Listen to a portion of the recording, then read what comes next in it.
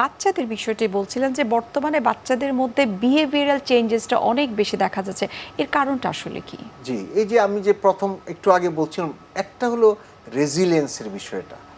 সে কিন্তু এই যে বাইরে যায় না, বাইরে মিশে না, ডিভাইস নিয়ে বসে থাকে। তার তো অন্যর সাথে মিশার একটা প্রবণতা যেটা, সেটাই সে বুঝে না।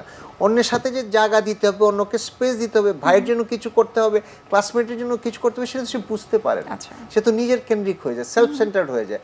তখন আর সে বাইরের কোনো চাপটা নিতে পারে না, সামান্য চাপই সে ভেঙে পড়ে। এটা একটা কারণ হলো।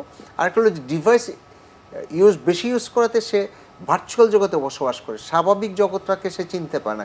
সেটা আরেকটা কারণ হলো, আমরা যারা বাবা মা আছি আমরাও কিন্তু বাচ্চাদের সময় দিচ্ছি না। তাহলে কমিউনিকেশনের জায়গাটা কিন্তু নষ্ট হয়ে যাচ্ছে। আমরা কিন্তু বন্ডেজটা তৈরি করতে পারতেছি না। বন্ডেজটা যদি আমরা তৈরি করতে না পারি, তাহলে তো আদান প্রদান, ভাব, ভালোবাসা, এটা যদি না হয় তাহলে তো সে একাকী হয়ে যাবে। সেখানে আরেকটি জায়গা তৈরি হলো।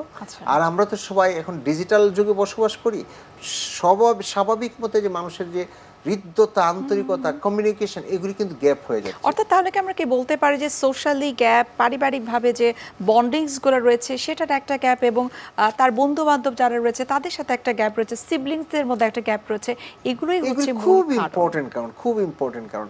আরেকটু যদি আমি হিসাব করি, তাহলে আরেকটু যদি স্কুলের কথা বলি, আচ্ছা, স্কুলের নার্চারিংটা কি ঠিক হচ্ছে কিনা, প্রাথমিক যে প্রতিষ্ঠানগুলি, পরিবার, স্কুল, সেখানে তারা কিভাবে বড় হচ্ছে, সেখানে কি খেলাধুলা হয়, সেখানে কি মনের চর্চা হয়, সেখানে কি সৃজনশীলতার চর্চা হয়? সেটা তো হয় না। সেখানেও গিয়ে দেখেন যে ওইখানেও ফাঁকে ফাঁকে গিয়ে মোবাইল টিপছে।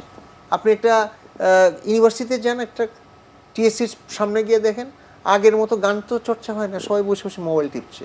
তাহলে কী করে হৃদ্যতা হবে, কী করে আন্তরিকতা হবে, কী করে আপনার শেয়ারটা হবে? শেয়ার কেয়ার না হলে তো মনের রোগ বেড়েই যাবে। আচ্ছা, অর্থাৎ তাহলে আমরা বলতে পারি যে আসলে যুগ আধুনিক হচ্ছে ঠিকই, কিন্তু সেই সাথে কিন্তু নানাবিধ রোগের ঝুঁকি বাড়ছে, সেই সাথে আমাদের মানসিকতা সমস্যাটাও বৃদ্ধি পাচ্ছে।